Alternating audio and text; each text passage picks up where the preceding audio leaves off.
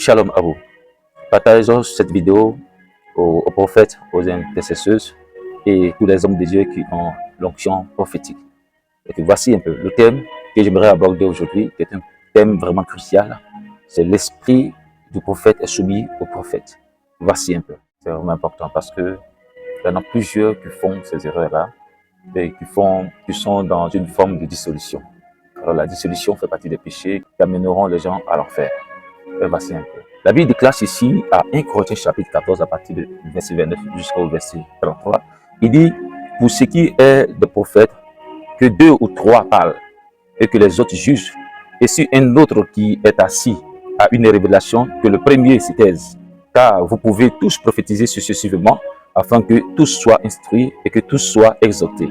Les esprits des prophètes sont soumis aux prophètes, car Dieu n'est pas un Dieu de désordre, mais de paix, comme dans toutes les églises des saints. Et voici un peu. L'esprit du prophète, c'est d'abord l'esprit de l'homme. C'est lié à l'appel prophétique, au ministère du prophète lui-même. Donc c'est pourquoi la Bible déclare ici en Jérémie chapitre 1 à partir du verset 5, il dit, avant que je t'ai formé dans le ventre de ta mère, je te connaissais, et avant que tu sois sorti de son sein, je t'avais consacré et je t'avais établi prophète des nations. Le ministère réellement prophétique est lié déjà à l'appel. Et dans l'autre vidéo, j'avais dit que nous avons le caractère prophétique, nous avons le ministère prophétique, nous avons l'onction prophétique. Tout ça, c'est inné dans le prophète lui-même, celui qui exerce réellement le ministère prophétique. Donc, nous devons comprendre quelque chose d'important. Nous parlons ici, la Bible nous parle ici de l'esprit du prophète soumis au prophète. C'est important. On n'a pas parlé du Saint-Esprit qui est soumis au prophète, mais on dit l'esprit du prophète qui est soumis au prophète. Voilà, donc ça nous ramène ici dans Romains chapitre 8 à partir du verset 16. Il dit quoi? L'esprit lui-même rend témoignage à notre esprit que nous sommes enfants de Dieu. Donc, qu'est-ce qu'il veut dire? Ce message s'adresse directement à la personne. Ce message-là, ce n'est pas réellement le Saint-Esprit qui se soumet, non, mais c'est l'esprit humain. L'esprit de la personne se soumet à l'esprit de Dieu, à l'ordre établi. Et voici un peu. Parce qu'il y a tellement de polémiques dessus. On dit l'esprit est soumis au prophète, l'esprit est soumis au prophète. Bien aimé, c'est le Saint-Esprit qui nous donne les dons. Donc, tout ce qui est don là, bien aimé, vient du Saint-Esprit. Le Saint-Esprit, c'est l'autorité, c'est la puissance de Dieu. C'est comme on vous demande de prier pour un malade. Et le Seigneur vous inspire de prier pour le malade et puis vous résistez. Vous voyez, vous péchez, vous ne péchez pas contre soit la personne. Non, vous ne péchez pas contre vous-même, mais vous péchez directement contre le Saint-Esprit. Et voici un peu. Parce que le Saint-Esprit, c'est une autorité, c'est une puissance. Voilà. Donc, l'interprétation erronée que les gens font, parce que c'est une forme de dissolution. La dissolution fait partie des péchés qui entraînent beaucoup à l'enfer. Parce qu'en Galates chapitre 5, à partir du verset 9 jusqu'au verset 21, la dissolution fait partie des personnes qui iront à l'enfer. Donc c'est pourquoi il ne faut pas sortir du contexte réellement de ce paragraphe-là. C'est vraiment très important.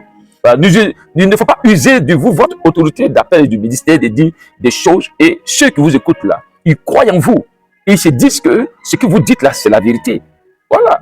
Et beaucoup ont étouffé le ministère prophétique et les actions du Saint-Esprit dans la vie des intercesseuses, dans la vie des prophètes et de tous ceux qui ont l'onction prophétique. Bien aimé, aujourd'hui, en écoutant cette vidéo, les écailles doivent tomber de tes yeux et tes oreilles doivent être débouchées. Afin que tu réconsolides encore ta relation avec Dieu. C'est très important. Voilà. Parce que il y a le deuxième, on parle de la soumission de l'esprit du prophète. Il y a l'esprit du prophète lui-même qui est l'esprit humain. Voilà, mais qui est lié à son appel. Donc, il naît avec ça.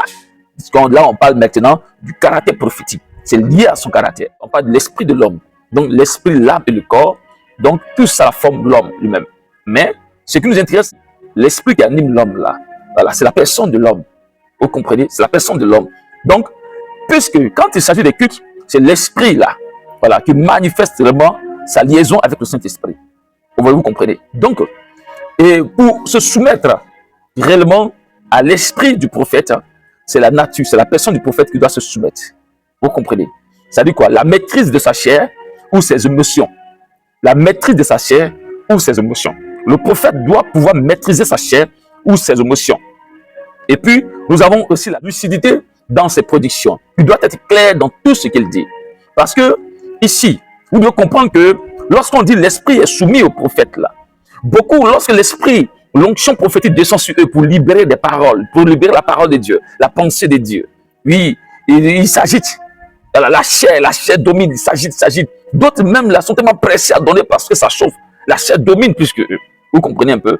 Alors la Bible nous demande, notre esprit doit plutôt dominer la chair. Voilà, donc c'est pourquoi vous voyez que dans les églises, certains s'agitent, ils s'agitent, avant de donner le message. Et vous allez voir que ces gens de personnes-là peuvent faire 5 ans, 10 ans même dans l'église, hein, mais ils restent toujours dans la même dimension. Vous voyez un peu le premier palier. Donc ici, ces personnes-là doivent pouvoir réellement soumettre les chairs,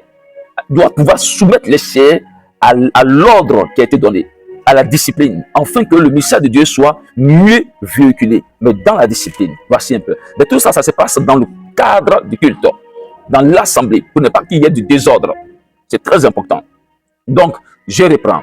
Nous avons pour la soumission de l'esprit du prophète, nous avons la maîtrise de sa chair ou ses émotions, et aussi le message qu'il véhicule, c'est-à-dire la lucidité dans ses prédictions. Il y a ça.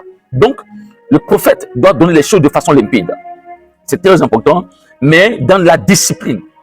Voilà, dans la discipline.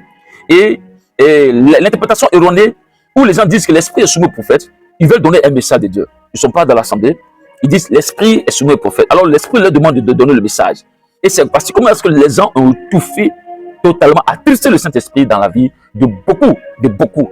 Et quand c'est comme ça, c'est difficile, bien aimé. Il faut plus de consécration pour se rapprocher de Dieu avec vraiment un esprit repentant, sincère, voilà, pour reconsolider sa relation avec Dieu. Vous voyez comment est-ce que ça met l'homme en retard? Voilà. Donc, ceux qui n'ont pas l'esprit prophétique, ceux qui n'ont pas l'appel prophétique, le plus souvent, ce sont ces personnes-là qui tuent ces dons-là. Et d'autres même se sont accoutumés dans ces coachings-là, de ces pères spirituels, pasteurs, apôtres, mais qui n'ont pas l'onction prophétique, qui ne sont pas des prophètes, hein, et ils se sont tellement accoutumés dessus, ils se disent que c'est normal. Donc eux aussi, à leur tour, ils ont des enfants spirituels, et ils font la même chose. Donc c'est devenu maintenant comme une coutume, une tradition. Alors c'est un danger. Vous combattez l'esprit de Dieu sans vous en rendre compte. Comprenez que l'esprit de liaison, qui est le Saint-Esprit, l'esprit d'autorité, ne se soumet pas à nous. C'est la puissance de Dieu. C'est le Saint-Esprit. C'est pourquoi la Bible déclare que tout blasphème contre l'esprit de Dieu ne sera jamais pardonné. C'est la personne de Dieu lui-même. Quand il a dit en Matthieu 28, à partir du verset 20, il dit que je serai avec vous jusqu'à la fin du monde. C'est par quel moyen? C'est le Saint-Esprit qui nous a été promis, qui a été libéré le jour de la Pentecôte. Vous comprenez? C'est la personne de Dieu. C'est le même esprit depuis la création. Quand lorsque la Bible a déclaré que l'esprit de Dieu se mouvait au-dessus des eaux, et que après que Dieu ait dit que la lumière soit, et la lumière fut. Vous comprenez un peu? C'est le même esprit qui a créé tout ce que nous voyons dans tout l'univers et sur la terre. C'est la personne de Dieu. Car la Bible déclare ici que Dieu est esprit et que tous ceux qui l'adorent en esprit et en vérité.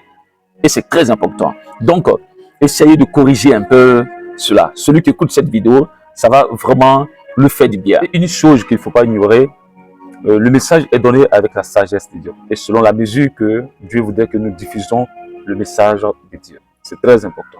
Souvent, quand nous diffusons le message, il y a réellement la réalité, à travers la parole de connaissance que l'Éternel nous donnait, bien aimé, pour transmettre le message. Donc, nous vivons directement la chose comme si c'était nous-mêmes.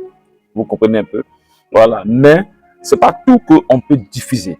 On donne d'abord l'essentiel qui amènera la personne, bien aimé, à comprendre réellement ce que nous voulons dire ou ce que l'Esprit de Dieu veut dire. C'est important. Parce que d'autres ont tendance à dire non, il faut dire avec la sagesse. Mais quel genre de sagesse? On ne marque pas un message, non. Mais on donne le sens du message de façon claire. Mais il y a des détails qu'on ne donne pas dedans. Voilà. Ce qui peut faire peur, ce que même peut scandaliser si la personne ne peut pas supporter. Vous comprenez un peu? Et même avant de donner un message, on prie même pour ceux qui vont écouter le message. Voilà. Ou celui à qui le message est destiné. Donc voici un peu. Pour comprendre cela, il y a tellement de dissolutions. Je rappelle bien, la dissolution, les forces d'interprétation, bien aimé, pour jouer à notre propre passion, pour nous afficher. C'est un danger. Ça peut nous entraîner directement dans la gêne. Shalom à vous. Au revoir.